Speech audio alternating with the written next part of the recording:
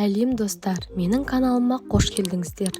Бүгін мен сіздерге оңай әрі өте дәмді кекс дайындайтын боламын. Менімен бірге видео соңына дейін болыңыздар. Барлық құрам видеоның астында. Ең алдымен жұмыртқа мен қантты жақсылап араластырамыз. Ақшыл түске дейін шайқасаңыз, кексіміз жұмсақ әрі үлпілдек болады. Міне осылай массамыз 2 есе ұлғайынша араластырамыз. Одан соң сүт пен сұйық қосып, тағы да араластырамыз. Алдын ала дайындалған ұнның үстіне ұн қопсқышымызды қосамыз. Араластырып, массамызға қосамыз.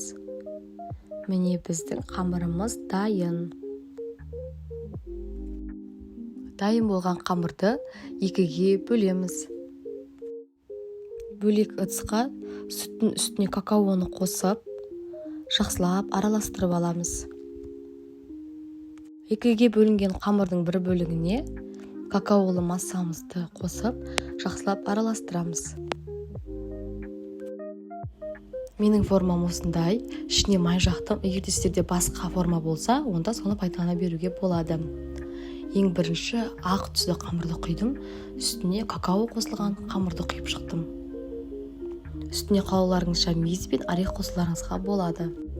Алдын ала қыздырылған 180 градустық пеште 30-35 минутта пісіріп шықтым. Міне біздің кексіміз дайын.